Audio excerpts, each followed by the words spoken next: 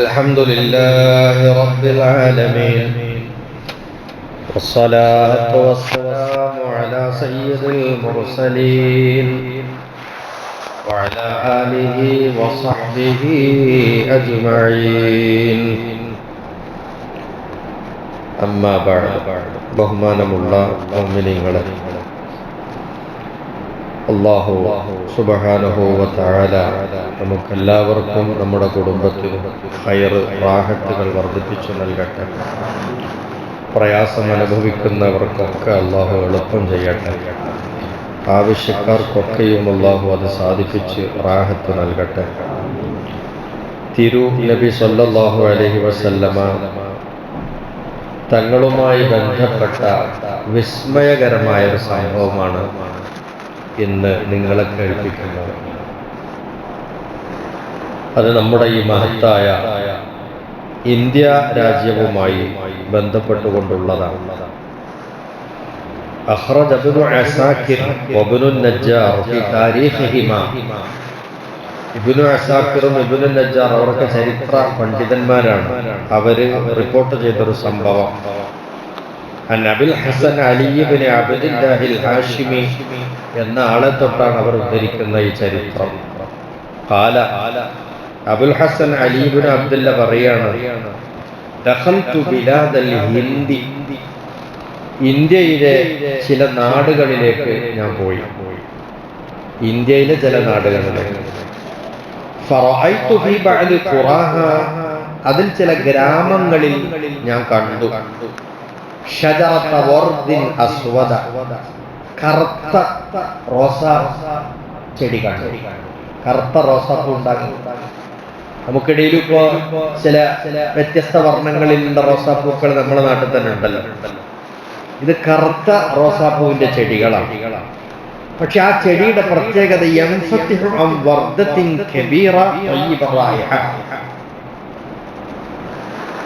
വലിയ റോസാപ്പൂ ഉണ്ടായിട്ട് അതിങ്ങനെ വിടർന്നു വരും. നല്ല വാസനയായി കറുത്ത റോസാപ്പൂ.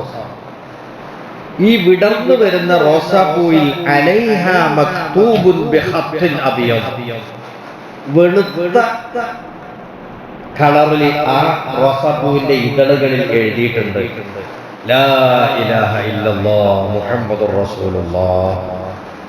അബൂബക്കർ സിദ്ദീഖ്, ഉമറുൽ ഫാറൂഖ്. ഇങ്ങനെ ലാ ഇലാഹ ഇല്ലല്ലാഹ് മുഹമ്മദുർ റസൂലുള്ളാഹ്, അബൂബക്കർ സിദ്ദീഖ്, ഉമറുൽ ഫാറൂഖ്. ഇങ്ങനെ റോസാപ്പൂവിന്റെ ഇതളുകളിൽ, കറുത്ത ഇതളാണ്, അതിൽ വെളുത്ത കളറിൽ എഴുതിയിട്ടുണ്ട്. ഈ പോയ റിപ്പോർട്ടർ പറയാണ്, ഞാൻ അതിൽ എനിക്ക് സംശയം തോന്നി. ഞാൻ മനസ്സുകൊണ്ട് പറഞ്ഞു, അതാരോ എഴുതി ഉണ്ടാക്കി വെച്ചതായിരിക്കും, ചിലപ്പോൾ ആരെങ്കിലും ചില പണി ഒപ്പിച്ചു വെക്കുമല്ലോ, അങ്ങനെ ആയിരിക്കും എന്ന് ഞാൻ കരുതി.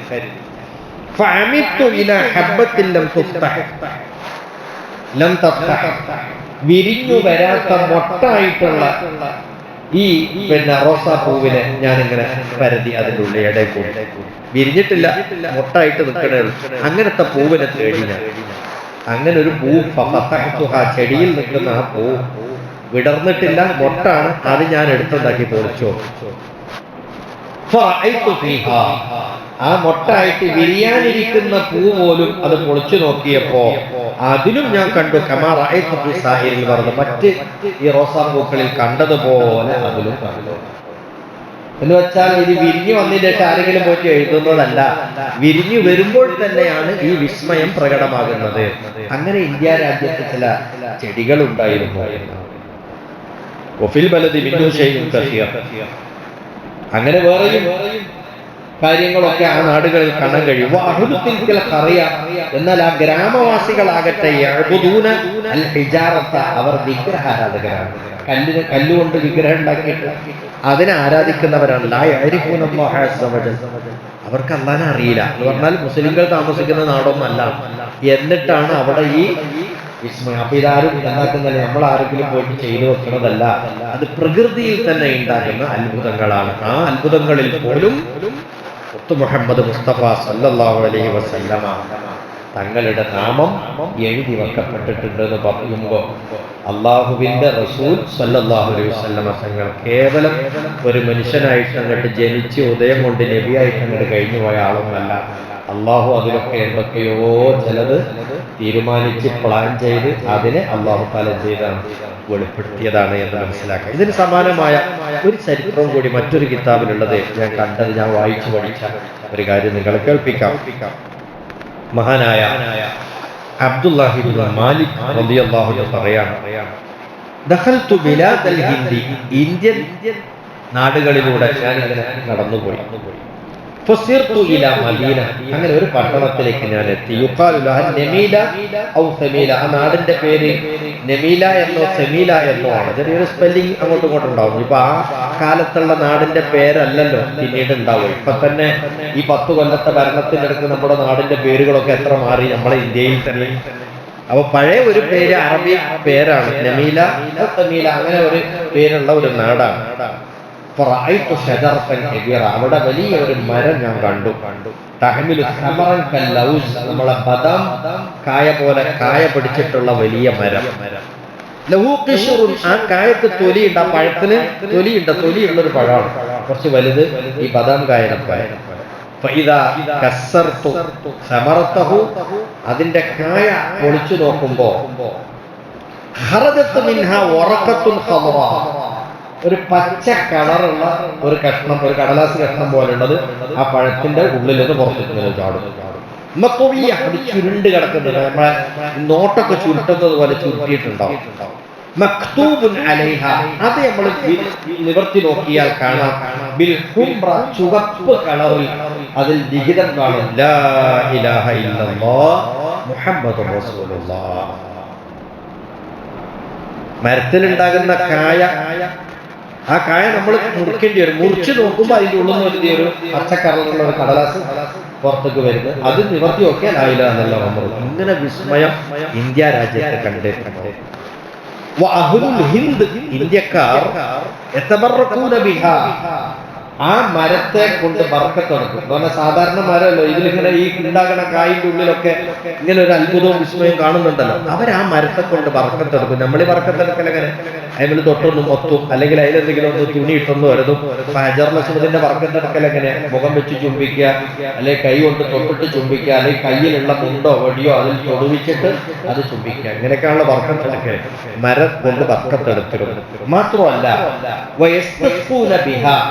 ആ മരത്തിന്റെ അടുത്ത് പോയിട്ട് ഈ മരത്തിനെ അള്ളാഹുവിന്റെ മുന്നിലേക്ക് ഇടയാളനാക്കി പിന്നെ മഴ തേടുമായിരുന്നു. ഇതാ മുനിബുൽ ഗൈസ, മഴ പെയ്യാതിരിക്കുന്ന സമയത്ത്, വെള്ളത്തിന് ക്ഷാമം വന്നാൽ ഈ മരത്തിന്റെ അടുത്ത് പോയിട്ട് അവരെന്ത് ചെയ്യും, മരത്തെ കൊണ്ട് ബർക്കത്ത് തേടിയിട്ട് പടച്ചവനോട് ദ്വാരക്കും മഴ കിട്ടാൻ വേണ്ടിയിട്ട്. മഴ തേടുന്ന പ്രാർത്ഥന പലതും ഉണ്ടല്ലോ. അപ്പൊ അതില് പടച്ചോനെ, നിന്റെ അത്ഭുതമായി കാണുന്ന ഈ മരം ഞങ്ങളുടെ അടുത്താണുള്ളത്, ഈ മരത്തിന്റെ ബർക്കത്തോട് ഞങ്ങൾക്ക് മഴ പെയ്യിക്കണേ എന്നുള്ള അർത്ഥത്തിൽ അവരന്ന് ദുആ ചെയ്യുമായിരുന്നു.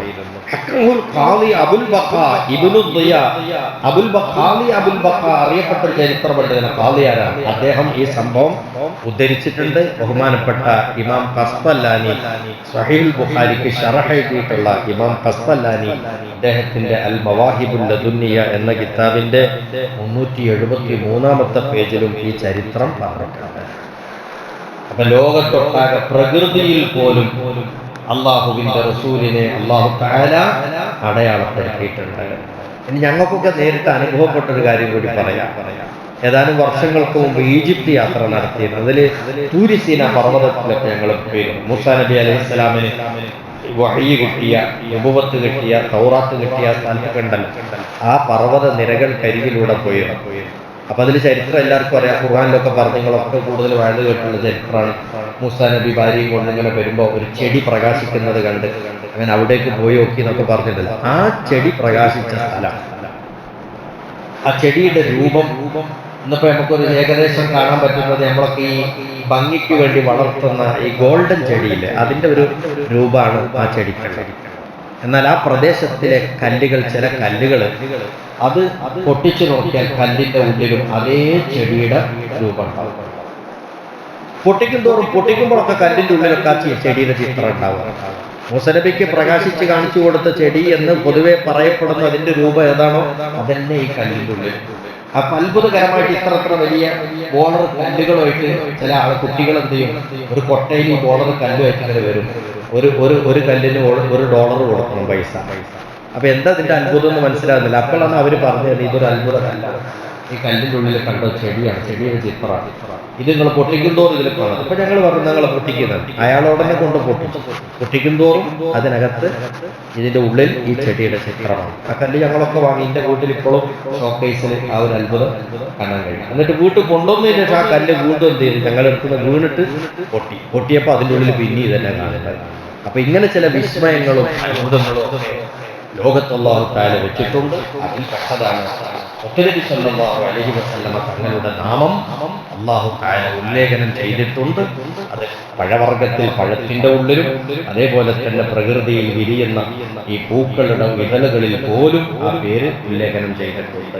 ഇപ്പൊ കഴിഞ്ഞ ക്ലാസ്സിൽ കേട്ട അറസിന്റെ തൂണിൽ എഴുതി വെക്കപ്പെട്ടതും സ്വർഗത്തിന്റെ കൊട്ടാരങ്ങളിലും ഈ ഫ്ലാറ്റുകളിലുമൊക്കെ നബിയുടെ പേര് എഴുതപ്പെട്ടു എന്നൊക്കെ പറയുന്ന അത് ഇതും ചേർത്ത് വെച്ച് നോക്കി അല്ലാഹു തആല നബി സല്ലല്ലാഹു അലൈഹി വസല്ലമ തങ്ങളെ പരിഗണിച്ചിട്ടുള്ളതും തിരുദൂതർക്ക് അല്ലാഹുവിനെടുക്കാനുള്ള സ്ഥാനവും പദവിയും പരിഗണനയും എത്ര വിസ്മയകരമാണ് എന്ന് മനസ്സിലാക്കാം. അല്ലാഹു തആല നബിയുടെ ഉത്തമന്മാരായ അനുയായികളിൽ നമ്മളെ അപ്പോൾ ഉൾപ്പെടുത്തട്ടെ.